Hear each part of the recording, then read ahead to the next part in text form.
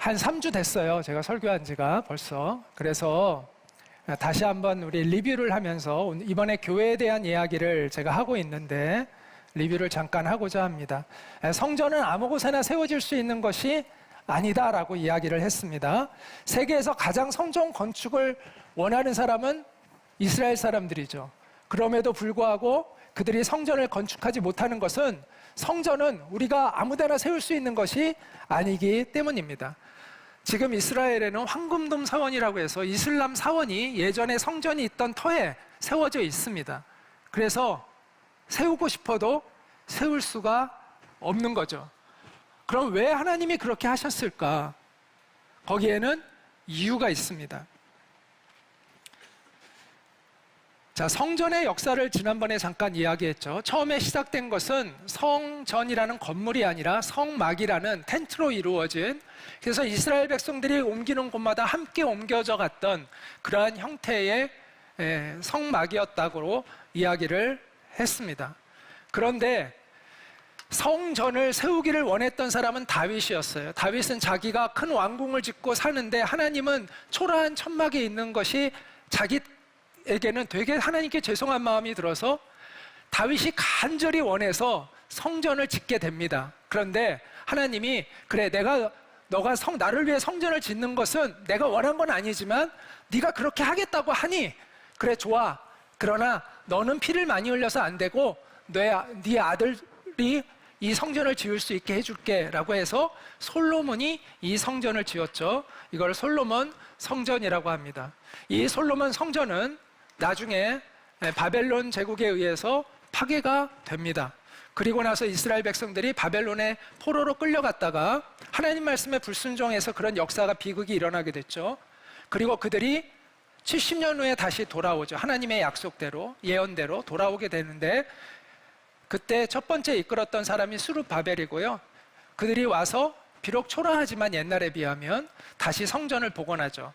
이것을 스룹바벨 성전, 제2성전이라고 이야기를 합니다.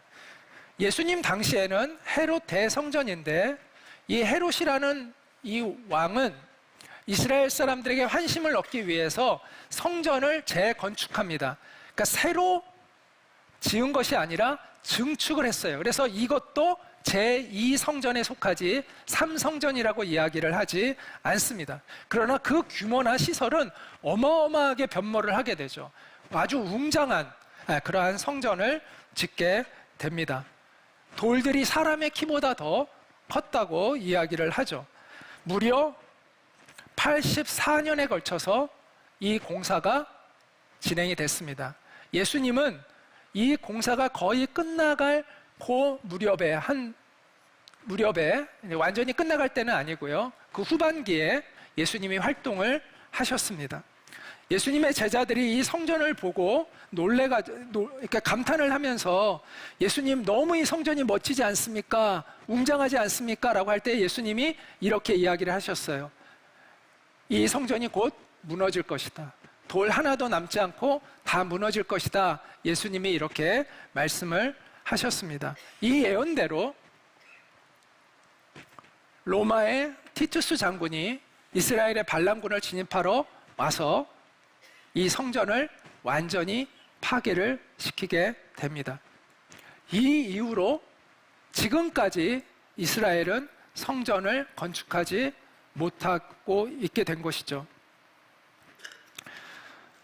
정말 이 성전이 이 헤롯 대성전이 얼마나 허무하게 됐냐면 성전 완공을 한 지 84년에 걸쳐서 완공을 했는데 완공한 지 6년이 지나서 완전히 폐허가 됩니다.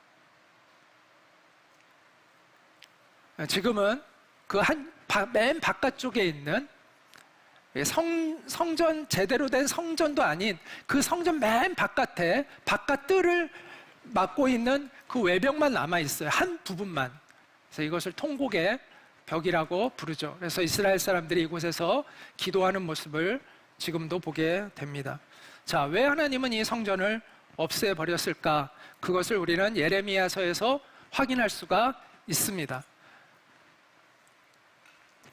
하나님이 예레미야를 통해서 성전 앞에서 이렇게 외치게 합니다. 이것이 하나님의 성전이라고 하는 거짓말을 너희는 믿지 말아라.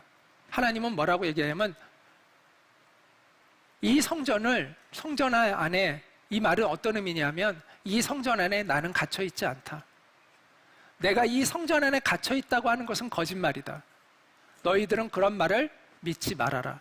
그러면서 너희가 성전 안에서는 예배하지만 밖에 나가가지고 도둑질하고 살인하고 간음하고 거짓 맹세하고 다른 신들을 섬기는 것을 내가 보고 있노라 라고 이야기를 하셨습니다.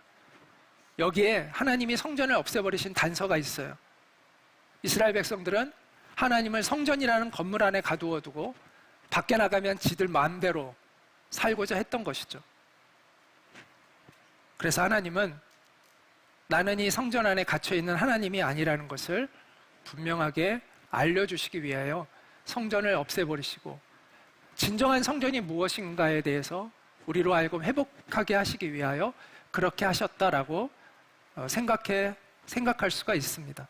그래서 고린도전서 3장 16절부터 17절은 진정한 성전이 무엇인가를 우리에게 알려줍니다. 같이 읽을까요? 시작. 너희는 너희가 하나님의 성전인 것과 하나님의 성령이 너희 안에 계시는 것을 알지 못하느냐. 누구든지 하나님의 성전을 더럽히면 하나님이 그 사람을 멸하시리라. 하나님의 성전은 거룩하니 너희도 그러하니라. 누가 성전이에요? 우리가. 하나님의 영을 모시고 있는 우리가. 하나님과 함께 동행하는 그 사람이 진정한 의미의 성전이다라고 말씀하고 있습니다.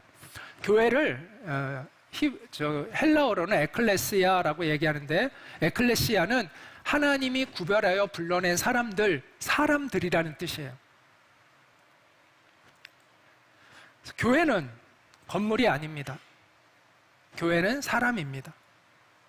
하나님의 부름받은 사람들, 세상과 구별하여 하나님의 뜻을 따르며 살아가는 사람들이 교회입니다. 자, 초대교회 성도들은 우리처럼 이런 자유로운 건물 안에서 예배할 수가 없었어요. 그래서 그들은 야, 너 예수님 믿고 싶으면 우리 믿고 싶어? 야, 너 한번 같이 우리 교회 가보자 라고 하지를 않았어요. 그러면은 그 안에 있는 사람은 다 발각되어 죽는 거예요. 은밀한 곳에서 은밀히 예배하고 있었기 때문에 안 믿는 사람을 교회로 데리고 올 수가 없어요. 그럼에도 불구하고 성도들이 계속해서 늘어났다는 것은 그들이 어디서 전도를 했냐면 그들의 삶의 현장에서 전도를 하고 믿게 했다는 거예요. 그게 확실해야 예배 처소에 안내할 수가 있는 거예요. 그것도 위험하죠, 사실은. 이 사람이 가짜로 고백할 수도 있으니까. 그러나 어쨌든 최소한 이 사람이 예수님을 영접하고 믿어야 그 사람을 교회로 교회 그 예배당으로 데리고 갈 수가 있는 거예요. 지하 예배당으로, 숨어서 예배드리는 곳으로. 그것은 무슨 말이냐면 그들은 성전으로 살았다는 거예요. 그들은 살아 움직이는 성전이었다는 거예요. 그들은 삶에서 하나님과 동행하는 삶을 살았다는 거예요. 자, 교회가 교회다울 수 있는 것은 멋진 건물이 있어서가 아니라 이렇게 종교적인 예배를 드리고 있기 때문이 아니라 교회가 교회다울 수 있는 것은 그 안에 하나님께 순종하고 하나님과 동행하는 진정한 성전이 있는가? 여기에 달려있다는 것이죠.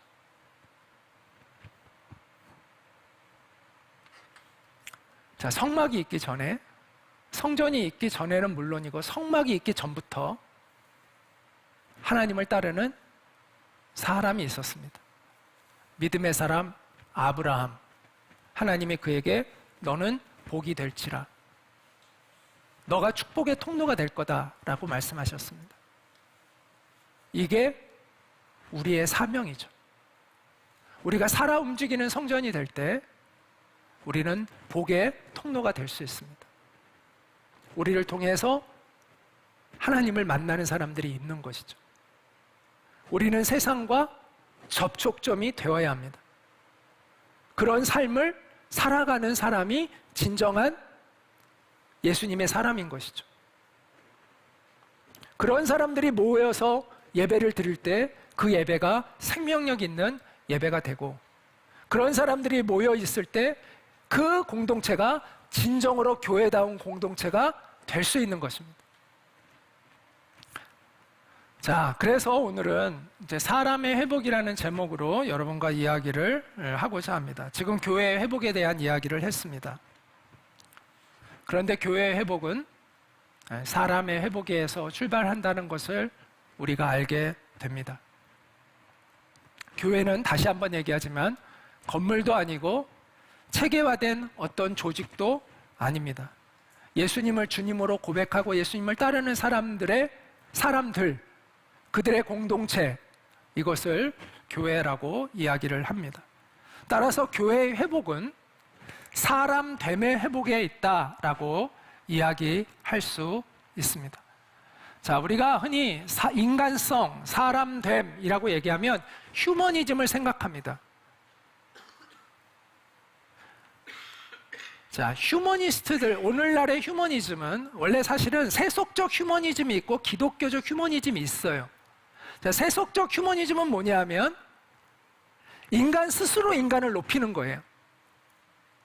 그리고 기독교적 휴머니즘은 인간이 소중하다고 여기는 그 근거가 하나님이 인간을 하나님의 형상으로 창조하셨기 때문이다라고 믿기 때문에 인간을 소중하게, 인간의 가치를 소중히 여기는 것을 기독교 휴머니즘이라고 이야기를 하는데, 오늘날 보통 휴머니즘 하면은 일반적으로 세속적 휴머니즘을 이야기하고 있기 때문에 그런 관점에서 지금 제가 이야기를 합니다.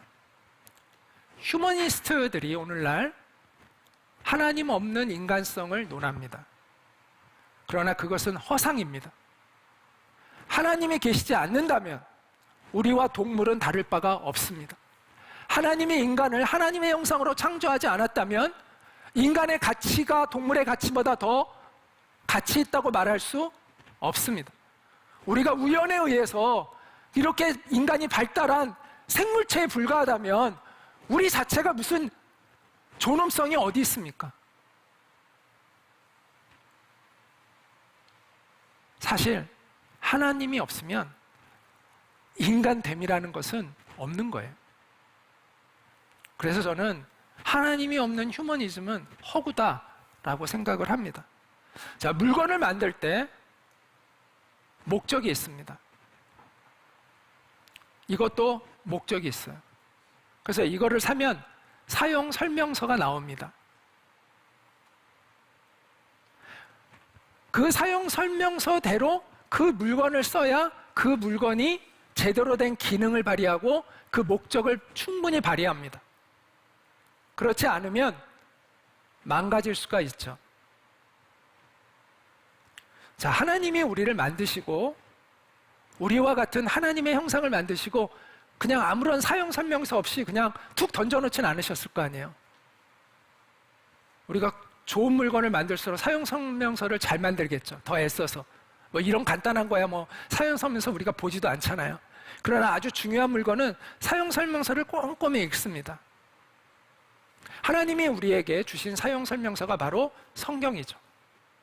인간은 어떨 때 가장 인간다울 수 있느냐, 인간이 어떻게 살 때 가장 존귀한 인생을 살 수 있느냐를 우리에게 설명해주고 있는 것이 바로 이 성경이죠. 그러므로 우리가 성경 말씀에 순종하며 살아갈 때 우리는 진정한 행복에 이룰 수 있다라고 이야기할 수 있습니다. 자, 휴머니스트들이 만든 아주 좋은 문화 콘텐츠들이 많이 있습니다. 소설, 영화, 뭐 다큐, 굉장히 감동스러운 것들이 있어요.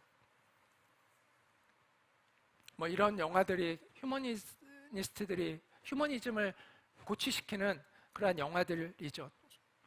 감동이 되죠, 보면. 그런데 이러한 감동적인 문화 콘텐츠들이 우리의 존재를 근본적으로는 변화시킬 수 없습니다. 순간 감동은 돼요. 눈물도 나요. 그러나 우리의 근본을 변화시킬 수 없습니다. 우리의 이기심, 우리 안에 있는 이 욕심들, 음란함, 거짓됨, 고집, 이런 것을 바꾸게 하지 못합니다. 순간적으로는 감동이 오고 순간적으로는 눈물도 나지만 우리의 인생을 근본적으로 변화시키지 못합니다. 그러나 하나님의 말씀이 깊은 감동으로 내 마음에 다가왔을 때는 다릅니다. 다른 것을 경험합니다. 왜 그런지 아세요? 살아계신 하나님이 계시기 때문입니다. 그 하나님이 우리 가운데 오셔서 일하고 계시기 때문이에요. 그래서 성경은 뭐라고 얘기하냐면, 같이 읽어볼까요? 시작. 하나님의 말씀은 살아있고 활력이 있어 좌우의 날선 어떤 검보다도 예리하여 홍과 영과 및 관절과 골수를 찔러 쪼개기까지 하며, 우리의 영적인 수술을 한다는 거죠. 하나님의 말씀이 우리를 근본적으로 변화시키는, 우리를 살리는 그러한 능력이 하나님의 말씀에 있다라는 것이죠. 왜? 하나님의 말씀은 살아계신 하나님의 말씀이기 때문에, 하나님의 이 말씀을 가지고 우리 안에서 역사하시기 때문에.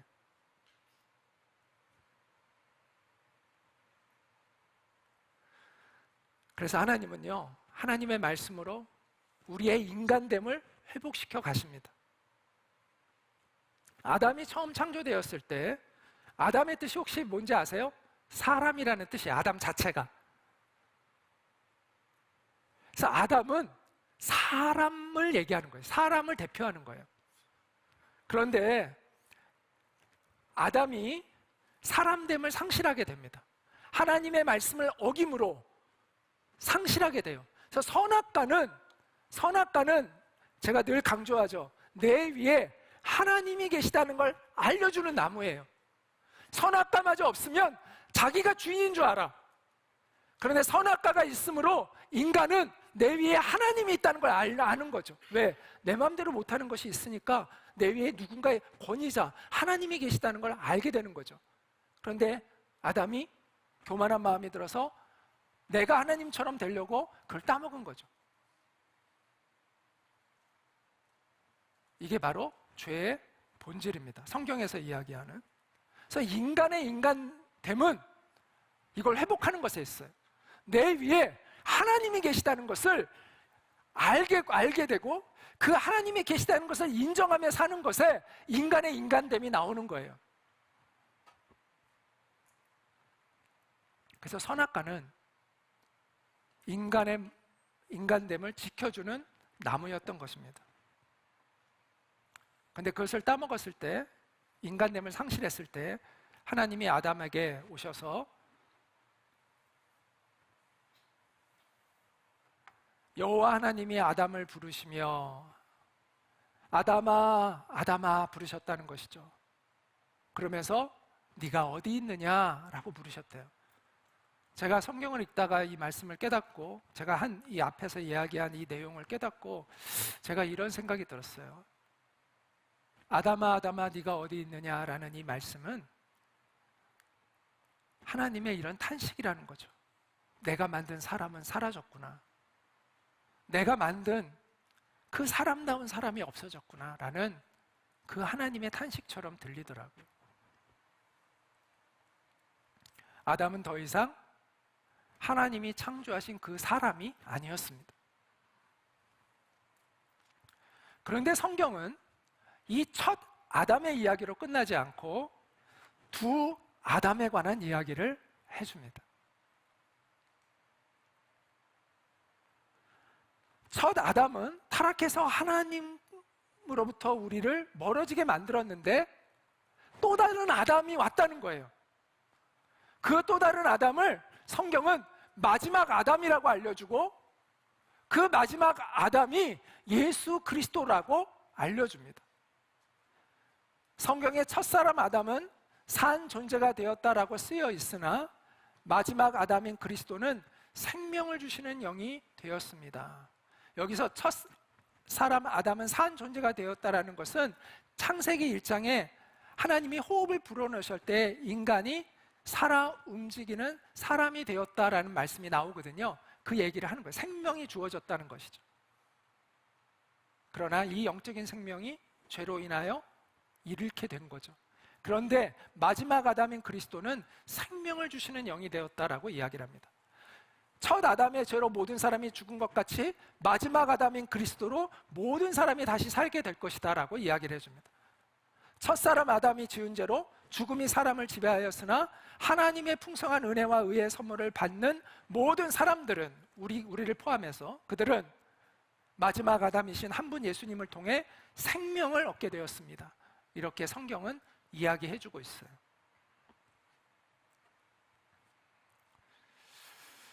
자, 마지막 아담이신 예수님이 이 땅에 우리를 회복시키기 위하여 인간의 몸을 입고 이 땅에 오셔서 사람의 피를 흘려 우리의 죄를 대속해 주셨습니다.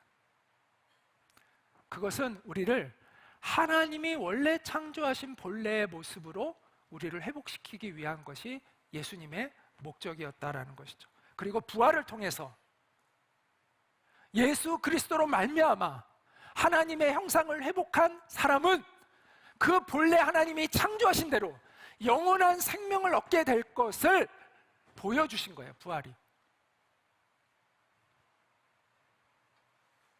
따라서 예수님이 이 땅에 오신 목적은 하나님이 창조하신 본래의 사람됨의 회복이다 라고 말할 수 있습니다.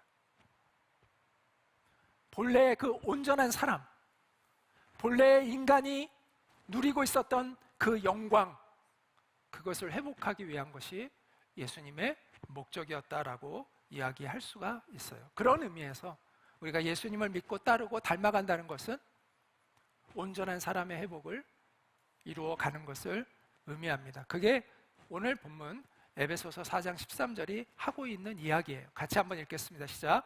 그리하여 우리 모두가 하나님의 아들을 믿는 일과 아는 일에 하나가 되고 온전한 사람이 되어서 그리스도의 충만하심의 경지에까지 다다르게 됩니다. 여기 온전한 사람, 사람다운 사람, 이것이 우리가 예수님을 알아가고 예수님을 닮아간다는 의미입니다. 그 사람은 예수님으로 충만하게 된다는 것이죠. 그리스도의 영으로 충만하게 되는 사람은 온전한 사람됨의 회복을 이루어가는 사람이다라고 이야기해주고 있습니다. 따라서 신앙의 핵심은 사람됨의 회복에 있다라고 이야기할 수 있습니다. 제가 이 사람됨은 세속주의자들이 말하는 그 휴머니즘을 이야기하고 있는 것이 아니라고 이야기했습니다. 하나님께 순종하는 그 본래의, 하나님과 동행하는 그 기쁨을 누리는 그 본래의 사람됨을 회복하는 것이 제가 얘기하고 있는 사람됨의 의미입니다. 그래서 우리는 신앙생활을 하면서 이 사람됨의 회복이라는 목적을 이루면 안 됩니다. 그런데 그것을 깨닫지 못하고 선교하고 그것을 깨닫지 못하고 봉사하기 때문에 문제가 자꾸 생기는 거예요. 봉사하다가 나 기분 나빠서 이제 못하겠어요 라는 말을 왜 하는 거예요? 목적을 잃어버리고 지금 봉사하고 있는 거예요. 선교활동을 가서도 거기서도 다투고 싸워요. 뭐예요? 본질을 잃어버리고 선교를 하고 있는 거예요.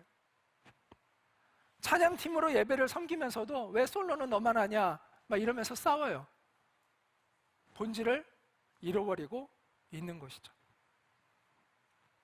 자, 선교하는 것 중요하고 이웃을 돕는 것도 중요하지만 더 중요한 목적은, 더 중요한 근본적인 우리의 신앙의 목적은 사람됨을 회복하는 거예요. 하나님이 기뻐하시는 사람됨을 회복하는 거예요. 그리고 그것은 하나님의 말씀에 순종하는 사람이 되는 것을 의미해요. 단순히 우리가 어떤 doing을 하는 사람이 아니라 being이 되어야 된다는, 존재가 되어야 된다는 거죠. 자, 태도는요, 단순한 행동을 의미하는 게 아닙니다. 태도는 마음가짐과 행동이 통합되어 있을 때 그것을 태도라고 얘기합니다. 그래서 태도는 사실 being에 가깝습니다. 자, 성경이 강조하는 것은 우리가 무엇을 하느냐가 중요한 게 아니라 무엇이 되느냐가 더 중요하다고 알려줍니다. 무엇을 하느냐보다 어떤 존재가 되느냐가 더 중요하다고 알려줍니다. 행함, doing보다 being이 먼저라고 알려줍니다. 예수님과 하나가 되는 것, 예수님과 연합되는 것, 우리가 온전해지는 것, 우리가 거룩해지는 것, 이것이 우리가 기도를 많이 하고 또 교회에 자주 출석하고 또 선교활동을 막 왕성하게 다니는 것보다 우선되어야 하는 것이다 라고 이야기를 합니다. 왜냐하면 그렇지 않으면 그 모든 것들이 잘못된 방향으로 흘러가기 때문이에요. 그래서 찬송가 425장에 이런 찬송이 있죠. 주님의 뜻을 이루소서 고요한 중에 기다리니 진흙과 같은 날 빚으사 주님의 형상 만드소서. 여러분 빚음 기간을 여러분 갖잖아요. 하나님의 말씀으로 우리의 존재가 빚어지는 시간이라는 의미죠. 사실 이 빚음은 한순간에 완성되는 것이 아니라 우리의 일생을 통해 완성되어 가는 거죠. 예수님은 또 이렇게 말씀하셨어요. 그들의 열매로 그들을 알지니 가시나무에서 포도를 또는 엉겅퀴에서 무화과를 따겠느냐. 이와 같이 좋은 나무마다 아름다운 열매를 맺고 못된 나무가 나쁜 열매를 맺나니 좋은 나무가 나쁜 열매를 맺을 수 없고 못된 나무가 아름다운 열매를 맺을 수 없느니라. 아름다운 열매를 맺지 아니하는 나무마다 찍혀 불에 던져지느니라. 이러므로 그들의 열매로 그들을 알리라. 따라해 볼까요? 그들의 열매로 그들을 알리라. 자, 나무는 근원을 얘기합니다. 자, 그리스도가 삶의 나무인 사람이 있고 근원인 사람이 있고 자기가 나무인 사람, 근원인 사람이 있습니다. 자, 예수님이 근원인 사람은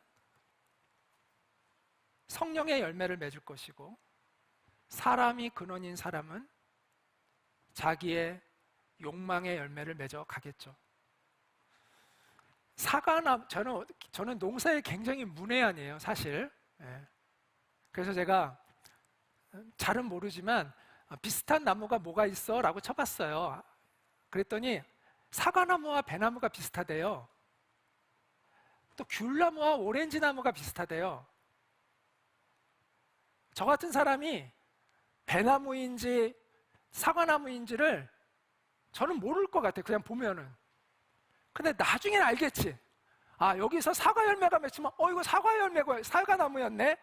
배나무가 배 열매가 맺히면 이건 배나무가 맞구나 알 수 있죠. 오렌지와 귤나무가 비슷해 보여도 저는 구분을 못해도 잎만 보면 모르지만 나중에 보면 알겠죠. 귤과 오렌지는 내가 구별할 줄 아니까. 귤이 맺히면 이건 귤나무였구나. 오렌지가 맺히면 이건 오렌지 나무였구나 알 수가 있는 거예요. 마찬가지로 세월이 흐르면서 우리의 열매를 보면 우리의 삶의 근원이 어디에서 출발하고 있는지를 알 수 있어요.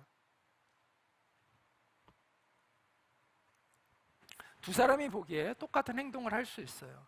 똑같이 기도할 수 있고 똑같이 성경도 열심히 읽을 수 있고 똑같이 찬양도 부를 수 있고 똑같이 봉사도 하고 선교도 할 수 있어요. 그러나 마음가짐, 태도는 다를 수 있어요. 존재가 다를 수 있어요. 거기에 따라 열매가 달라요. 자, 누가 성경을 많이 읽었느냐가 중요한 거 아니에요. 중요한 것은 누가 성경대로 살아가고 있느냐라는 거예요. 저는 성경 수십 번 성경을 읽었다, 통독했다, 성경을 외운다, 저는 그렇게 감동하지 않아요. 중요한 건 그래서 성경 말씀대로 살아가고 있느냐라는 거죠. 금식을 40일 했는데 맨날 다투고 싸우고 자기 자랑하는 사람이 있고 금식을 하루도 안 했지만 사랑하며 살아가는 사람이 있어요. 그럼 누가 제대로 된 거예요? 이 사람이 오히려 제대로 된 거잖아요. 금식은 왜 해요?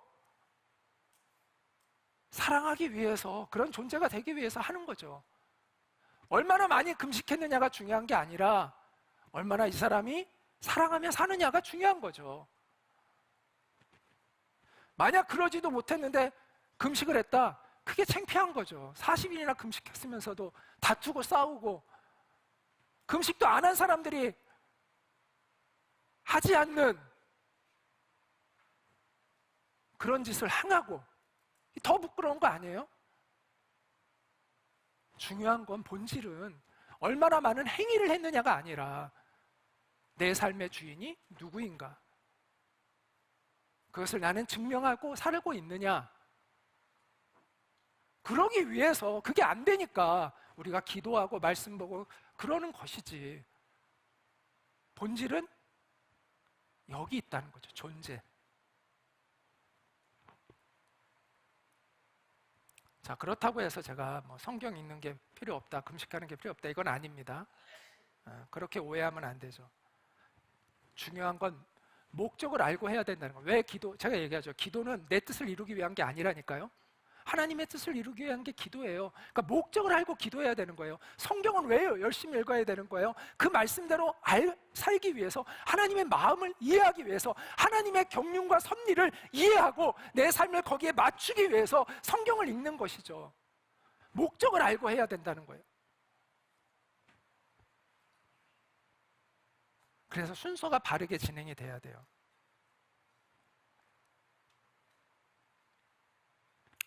나무에서 열매가 맺히고 열매에서 맛을 내야 되는데 맛만 내려고 하면 안 된다는 것이죠.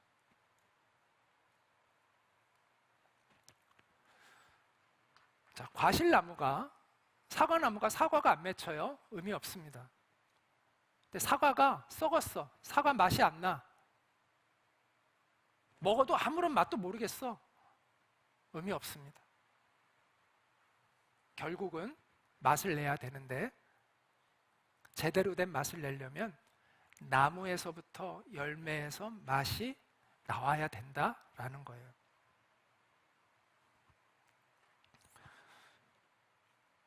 자, 우리가 불량과일 주스가 있잖아요. 불량과일 주스는 거기에 맛만 넣어요. 향만. 영양가가 없어. 사과 향만 넣어. 영양가가 없어. 오히려 건강을 해쳐. 설탕 덩어리야. 그럼 그거는 안 먹는 게 낫잖아요. 마찬가지로 우리가 맛만 내려고 하는 그리스도인이 되면 안 된다. 열매, 나무로 가서 나무에서부터 열매를 맺고 거기에서 맛을 내는 그런 과정이 되어야 한다. 맛만 내려고 했던 사람이 바리새인인 것이죠. 그래서 성경은 거듭남을 강조하는 거예요. 거듭남이라는 게 뭐예요? 근원적인 변화를 얘기하는 거죠. 자, 사람다운 사람이 된다는 것은 다시 한번 얘기하는데 우리 신앙생활에서 가장 중요한 것입니다. 이 본질적인 목적을 잃어버리고 주님의 나라를 위해서 열심히 일하는 것은 주님이 기뻐하시는 것이 아닙니다. 자, 하나님이 뭘 못해서 우리를 쓰실까요? 하나님이 뭐가 부족해서 우리의 도움이 필요해서 우리 보고 그것 좀 해달라고 얘기할까요? 그냥 하나님 혼자 하시는 게 더 편해요. 더 빨리 순식간에 하나님 하시려면 하시잖아요. 그럼에도 불구하고 왜 우리를 통해서 선교하려고 할까요? 왜 우리를 통해서 봉사하려고 할까요? 왜 하나님이 우리를 사용하시려고 할까요?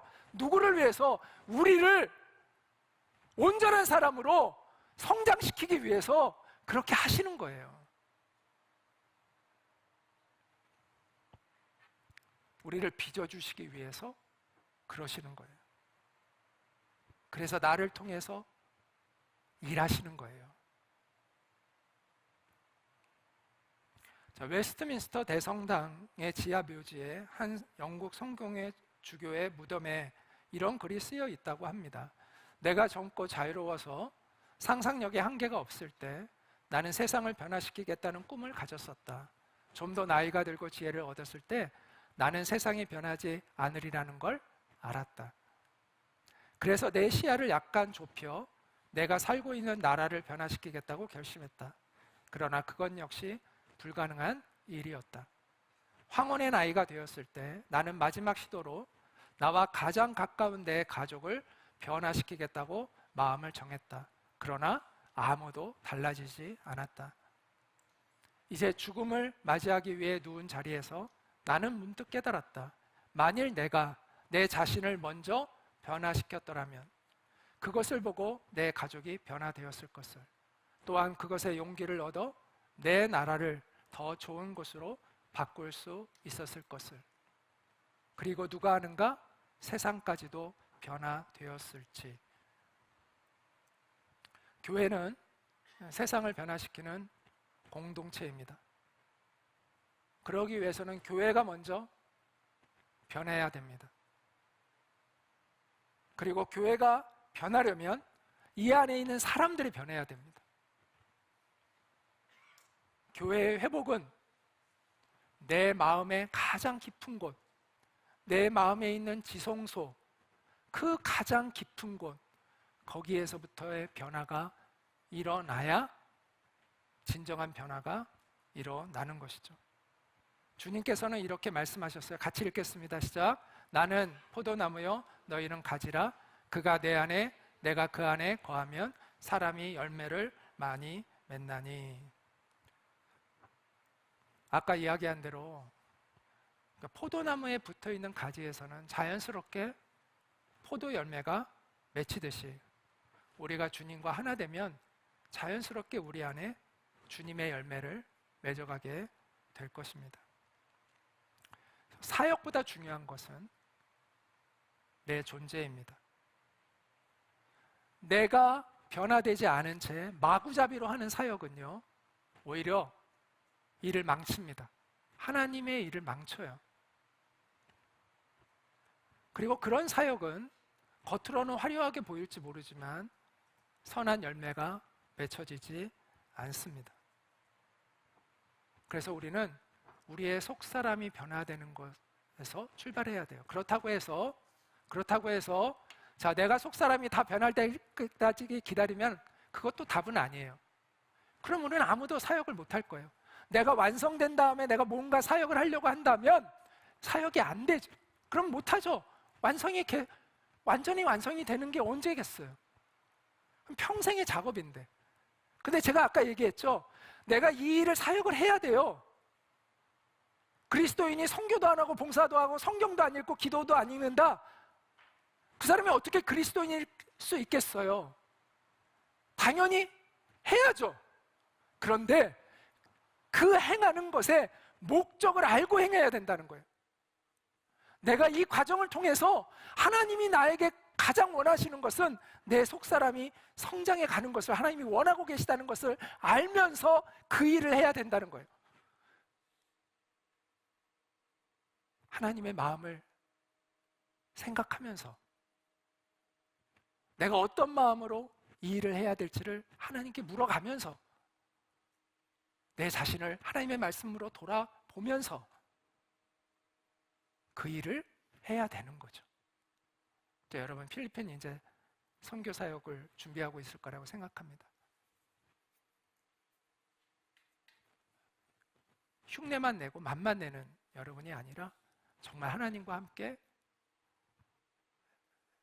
걸어가는 발걸음이 되기를 원하고, 그 선교 여행이 여러분의 속사람을 많이 성장시키는, 예수님을 닮아가는 그러한 기회가 될 수 있기를 바랍니다. 우리 드림익교회 성도님들도 마찬가지죠. 내가 변해야 다른 사람들에게도 온전한 영향력을 줄 수가 있는 거죠.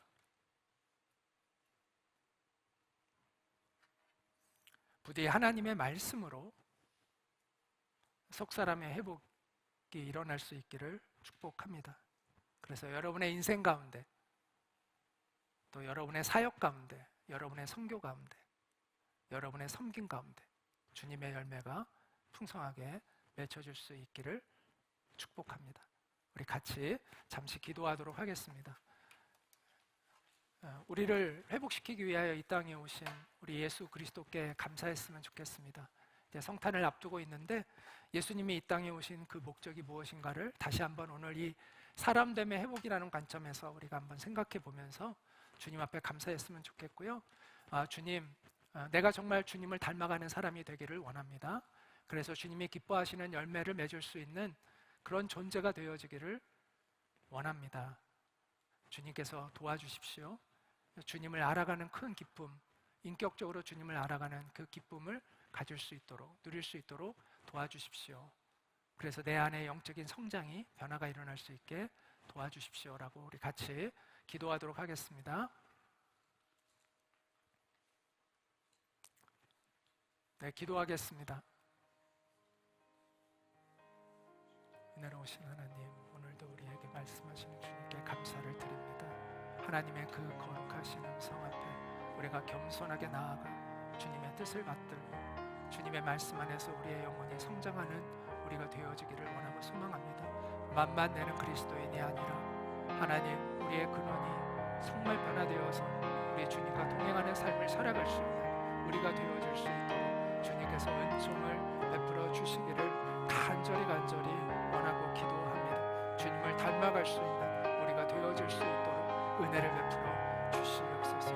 우리의 존재가 변화되어질 수 있도록 주의 거룩하신 말씀으로, 성령의 능력으로 우리의 존재가 변화되어져 갈 수 있도록, 주님을 닮아갈 수 있도록, 사랑하는 존재가 되어질 수 있도록 하나님께서 은혜를 베풀어 주시옵소서. 주님,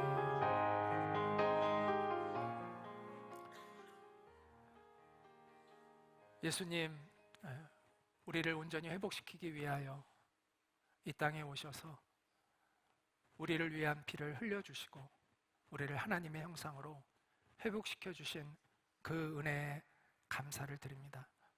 하나님, 우리의 속사람이 정말 성령으로 변화되어서 우리 주님과 연합될 수 있는 우리가 되어지기를 원합니다.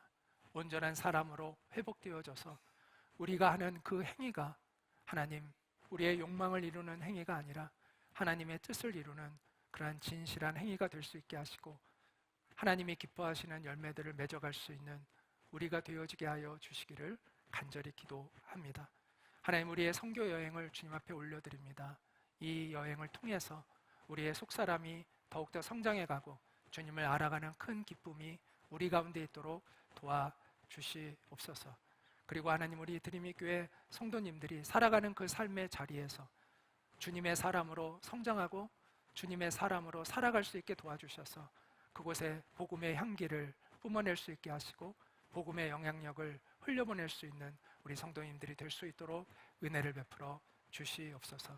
예수님의 이름으로 기도하옵나이다. 아멘. 다 같이 일어나서 마지막 찬양 보리라 찬양하고 축도로 예배를 마치도록 하겠습니다.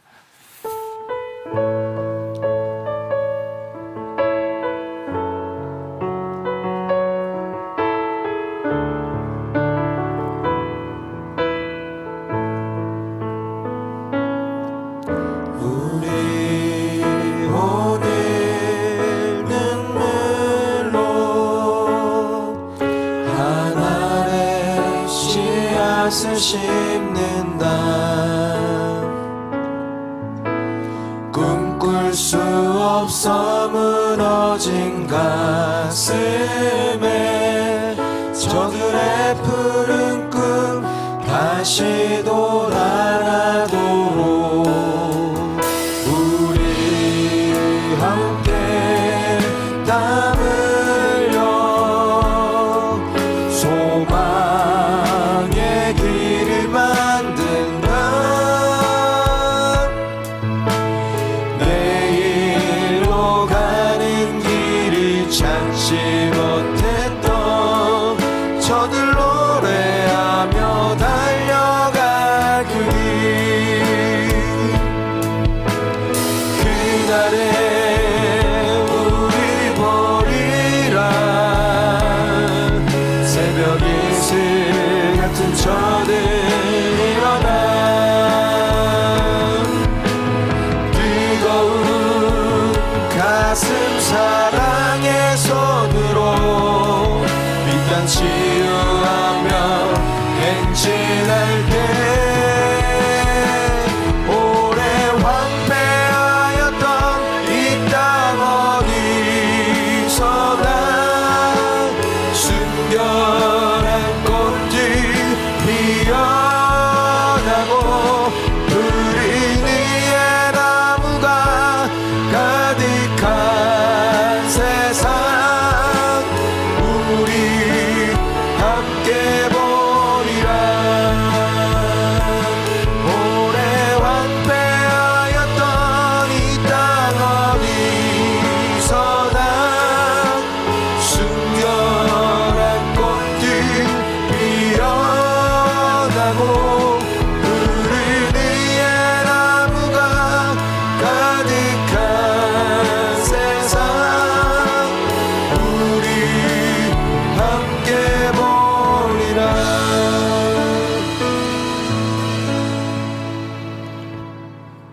이제는 우리의 유일한 소망 되시는 주 예수 그리스도의 은혜와 하나님 아버지의 그 크신 사랑과 성령님의 교통하심이 예수 그리스도의 그 복음의 은혜 안에서 온전한 사람됨을 회복하여 성령의 열매를 맺어가는 삶을 살기를 원하는 우리 모든 성도들 위해, 우리 모든 학생들 위해 늘 함께 있기를 간절히 축원하옵나이다. 아멘.